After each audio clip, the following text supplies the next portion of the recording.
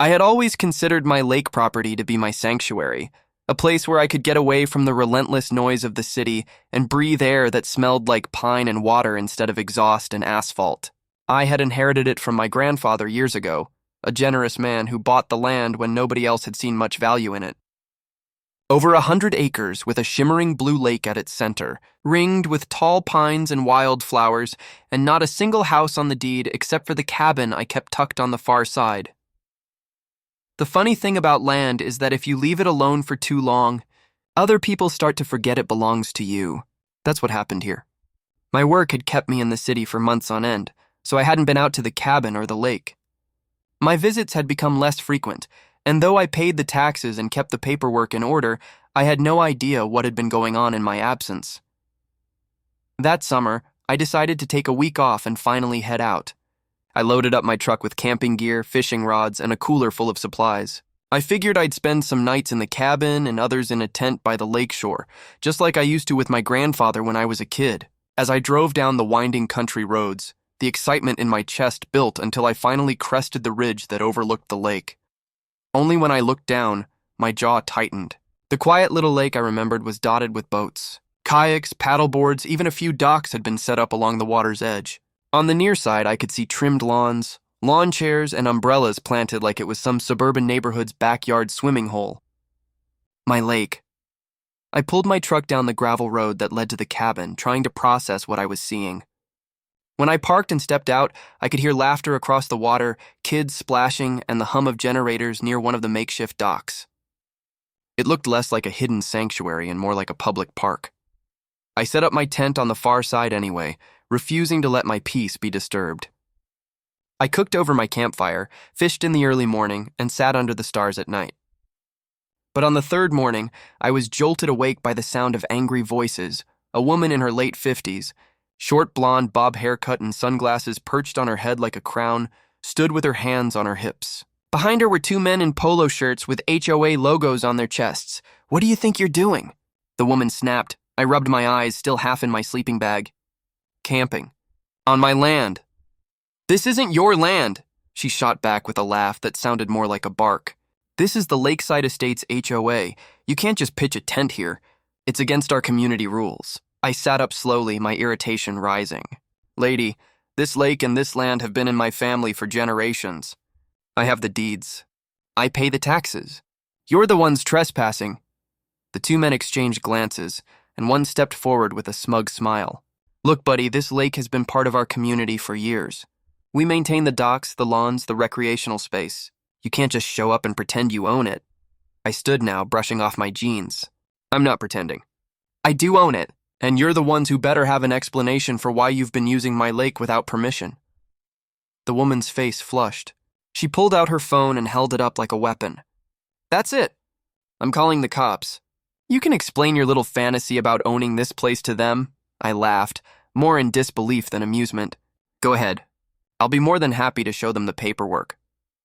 She did call, right there in front of me, her voice sharp as she told the dispatcher there was a trespasser camping illegally on HOA land. I shook my head and poured myself a cup of coffee from my thermos while waiting for the circus to arrive. It didn't take long. 2 county sheriff's vehicles rolled up the dirt road within half an hour. The officers stepped out, their hands resting near their belts, eyes narrowing as they looked between me and the trio of HOA enforcers. "This the guy?" one officer asked. "Yes," the woman practically shrieked. "He's camping illegally on HOA property. He refuses to leave." The officer turned his gaze to me. "Sir, can I see some ID?" "Sure," I said, handing it over. "But you're going to want to see this too." I reached into my truck and pulled out the folder I always kept in the glove compartment. The original deed, the tax receipts, the surveyor's map. The officers took their time looking it over. One of them walked a few feet away to radio something in. The HOA members, meanwhile, kept muttering under their breath about fake paperwork and scammers. Finally, the officer returned. He looked straight at me and gave a short nod. "Everything checks out. This property is yours." "The lake is yours, too." I couldn't help the grin that spread across my face as the color drained from Karen's cheeks. "You can't be serious," she shouted. "We've been using this lake for years. We've built docks, we've maintained the shoreline, you've been trespassing." The officer cut her off. This land isn't part of your HOA, it belongs to him, which means you're the ones breaking the law, not him. I leaned against my truck, sipping my coffee, enjoying every second of their unraveling. Told you. The officers gave them a warning, told them they'd better remove any structures and stop using the lake unless they had my permission. The HOA crew was too stunned to speak, their empire of control suddenly crumbling in the span of a few minutes. But I knew this wasn't over. People like them never backed down quietly. After the deputies left, I figured maybe that would be the end of it. The HOA folks had gotten their wake-up call, the law had spoken, and surely they'd back off. But I underestimated the kind of arrogance people like them carried around. When you give someone power over the color of their neighbors' mailboxes and what curtains they can hang, they start believing they're above everyone, including the actual law. For the next few days, things got strange. Every morning when I woke up by the campfire with my coffee, there'd be a new sign staked into the ground by the trail. Private HOA property. No trespassing. One morning I counted 6 of them, all lined up like sentinels facing my cabin. They weren't even on their side of the lake. They were right on my shoreline. I laughed at first. It was almost pathetic. But then came the notes, slipped under the cabin door, pinned to my truck windshield, taped to the side of my tent. Vacate the premises immediately. You will be fined for violations of HOA code. One even said in bold letters, final notice before eviction. Eviction. On my land. It would have been funny if it wasn't so infuriating. They had convinced themselves so thoroughly that they controlled the lake that reality couldn't sink in. I decided not to waste my breath with more warnings. Instead, I started documenting everything. Photographs of the signs, copies of the notes, even a video of Karen herself pounding one into the dirt while ranting about our lake community. By midweek, a certified letter arrived at the cabin. It was from the HOA's legal representative, demanding that I cease unlawful occupation of their common grounds and threatening a civil lawsuit. I shook my head, chuckling as I read the nonsense. They didn't even get the parcel number right. They had attached a survey map that excluded half of my acreage, pretending it was theirs. It was a sloppy attempt, but I knew they had money and enough lawyers to drag out the fight. So I made a few calls of my own.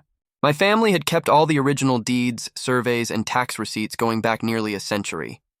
I scanned everything, then called an old friend of mine who happened to be a real estate attorney. When I explained the situation, he laughed so hard I thought he'd choke. Let me guess, he said. Some HOA board thinks they can bully you off your own lake. Exactly. Send me the paperwork. We'll end this before they even know what hit them. The following weekend, my lawyer and I showed up at the HOA's clubhouse. It was a beige, boxy building that looked more like a dentist's office than a place where people governed a neighborhood. Karen and about a dozen others sat around a long conference table, smug as ever. When I walked in, she folded her arms like she was about to lecture a child. You again, she sneered. I don't know why you keep showing up here. You're not a member of this community. No, I said calmly, setting my folder on the table. I'm the owner of the land you've been trespassing on for years. Her eyes narrowed. That's not what our records say. That's because your records are wrong. I opened the folder, laying out copies of the original deed, tax receipts, and surveys. My lawyer slid a fresh stack of papers across the table, cease and desist orders drafted in airtight legalese. You've been using his lake without permission, my lawyer explained. You've built docks, altered the shoreline, and collected HOA dues for access to land that was never yours. That's fraud. If this goes to court, you're not just going to lose. You're going to pay damages. The room fell quiet. You could almost hear the gears grinding in their heads as they realized the scope of the mistake. Karen, though, wasn't ready to give up. She leaned forward, jabbing a manicured finger at me. You can't just take this away from us. This lake has been our community centerpiece for years. We've invested in it. We've maintained it. Our property values depend on it. That's too bad, I said, not even raising my voice. Because none of that changes the fact that it's mine. Every dock you built, every HOA fee you collected, without my permission, is illegal, my lawyer chimed in. Frankly, you're lucky he hasn't already pressed charges. Karen's face twisted. I could see the panic start to set in behind her defiance. Some of the board members looked down at their hands, suddenly very interested in the grain of the table. A couple whispered to each other, probably calculating what this could cost them if I decided to sue. Finally, one man at the far end of the table cleared his throat. What? What do you want from us? I leaned back in my chair. Simple. Take down your signs. Remove your docks. Stop using my lake. If anyone wants access, they can come to me and ask permission like civilized people. Otherwise, stay off my land. Karen shot to her feet, slamming her hands on the table. This is outrageous. You can't cut us off from the lake. It belongs to our community. My lawyer slid a finger across the deed. It doesn't. Not legally, not ever. And unless you'd like a judge to explain it to you, I suggest you sit down. For a long moment, Karen glared at me, her face red, breathing hard like she might explode. But she didn't. She sank back into her chair, muttering curses under her breath. The rest of the board looked relieved, like they'd been waiting for someone to finally burst her bubble.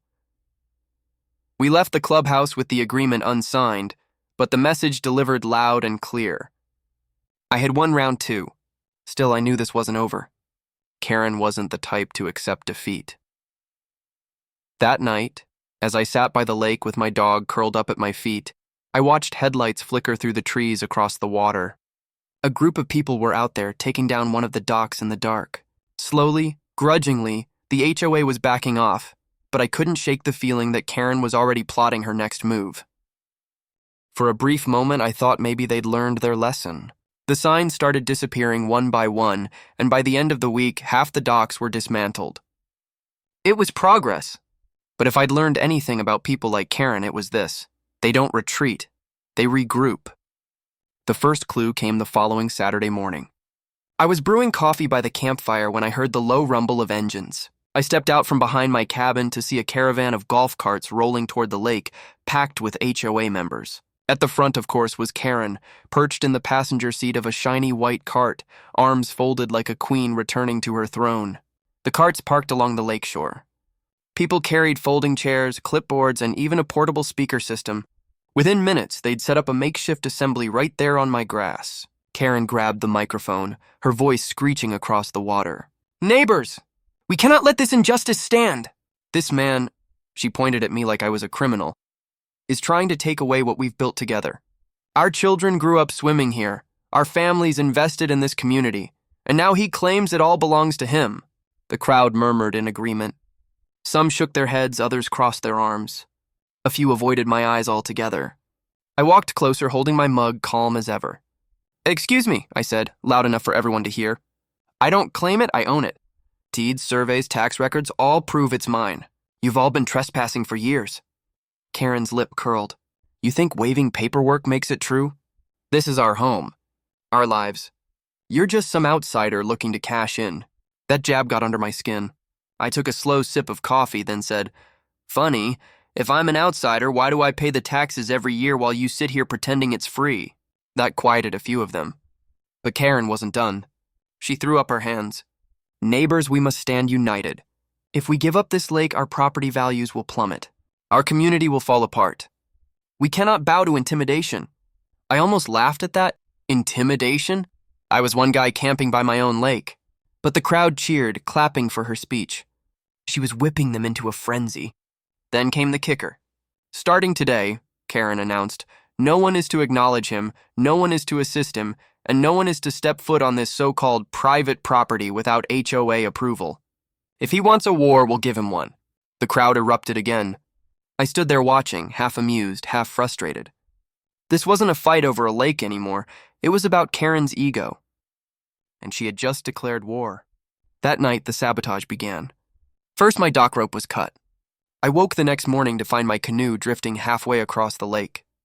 Then, my campfire woodpile disappeared, replaced with a soggy heap of leaves. A few nights later, I found tire tracks gouged into the dirt road leading to my cabin, deep enough to make the path nearly impassable. It was childish, petty stuff. But it was also harassment. I filed a report with the sheriff's department, who promised to look into it, though I knew how slow small-town law enforcement could be. Meanwhile, Karen strutted around like she was untouchable. She started telling neighbors she'd buy me out once I got tired of the hassle. She even went so far as to post flyers around the community that read, "Take back our lake. Join the HOA Defense Fund." Defense Fund. Against the legal owner. The last straw came when I returned from a supply run to town and found my cabin door forced open. Nothing major was stolen, but someone had overturned furniture, scattered papers, and spray-painted HOA property on the wall. That wasn't just petty anymore, that was criminal. I called the sheriff again, this time demanding they send deputies immediately. 2 officers came out, took photos, and shook their heads. Looks like a break-in. Got any suspects? I just stared at them. Do I really need to say it? They chuckled awkwardly, writing down Karen's name anyway. That night, sitting by the campfire with the glow of the vandalized cabin behind me, I realized Karen wasn't going to stop until she was forced to. And the law, slow as it was, might take weeks to act. So I decided to take matters into my own hands. The next morning, I set up a trail camera on the road leading in. Then another near the shoreline. I started recording every interaction, every car that came and went, every board member that dared to set foot on my property. I wasn't just going to defend myself, I was building a case. Sure enough, within days, the cameras caught them. Karen herself, sneaking along the shore at night, hammering another HOA sign into the ground. 2 board members hauling lumber to rebuild part of the dock. Even kids, clearly sent by parents, chucking rocks at my cabin windows. I downloaded every video, burned it onto a thumb drive, and handed it straight to my lawyer. He smiled like a wolf. This is exactly what we needed. They've trespassed, vandalized, and attempted to defraud you. We'll file for damages and make an example out of them. As we prepared the lawsuit, word spread fast. Some neighbors began to distance themselves from Karen, realizing the storm she was stirring up. A few even approached me quietly, apologizing for the harassment, explaining they'd just been scared into following her lead. But Karen? She doubled down. She called an emergency HOA meeting, where she announced that if they didn't stand strong, I'd steal their homes next. It was laughable, but it showed how desperate she was. I knew the final showdown was coming. The law was on my side, the evidence stacked high, and the HOA's little empire was about to collapse. The only question was how far Karen would go before the hammer finally dropped. The morning of the court hearing felt like the calm before a storm. I'd barely slept.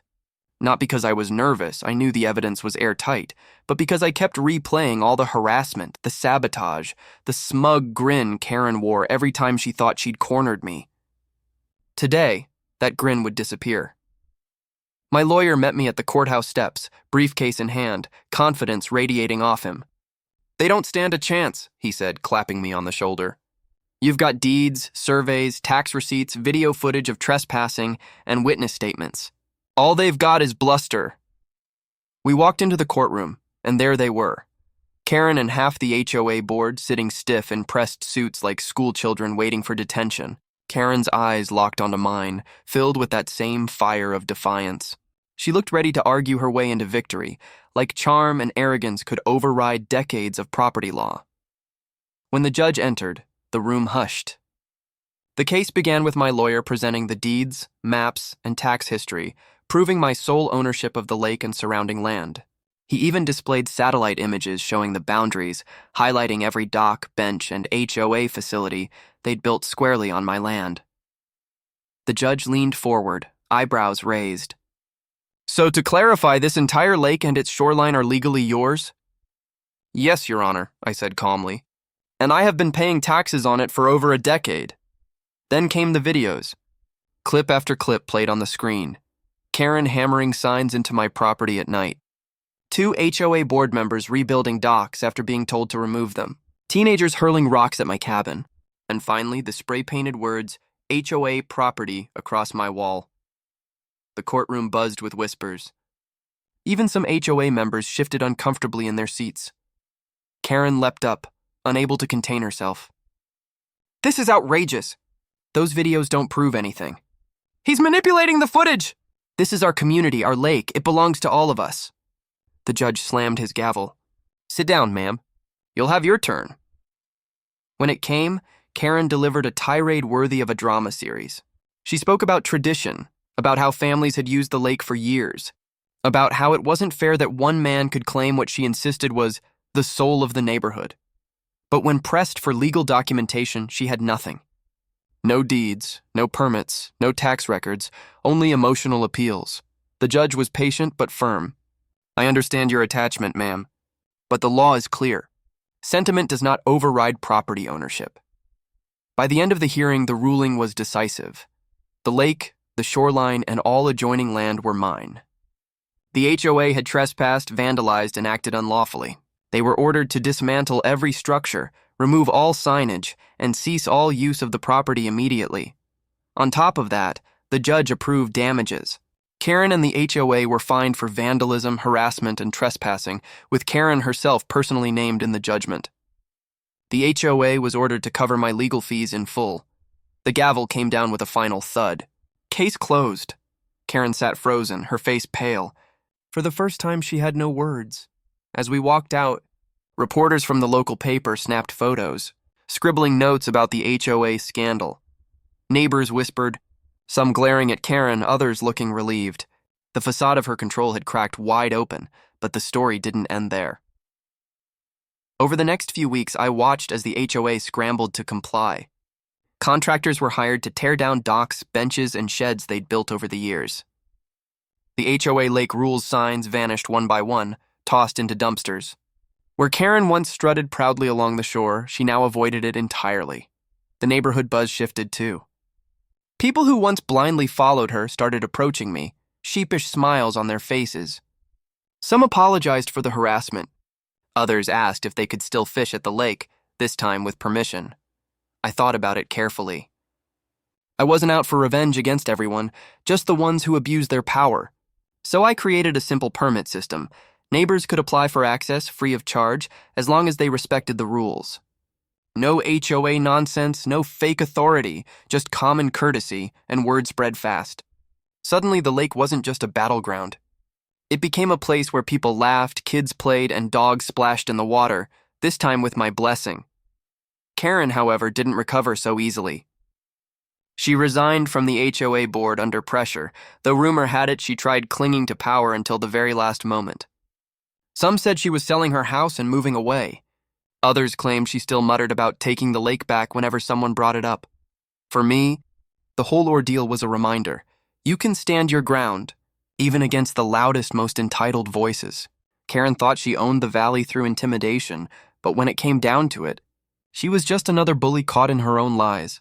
One evening, months later, I sat by the campfire at the same spot where it all began. The lake glimmered under the setting sun, calm and peaceful. No HOA signs, no cops being called, no harassment, just silence broken by the soft splash of a fish. I leaned back in my chair, smiling. They called the cops on me at my own lake. They tried to take what was mine. But in the end, the truth stood tall. And Karen? She learned the hard way. You don't mess with the person who owns the entire valley.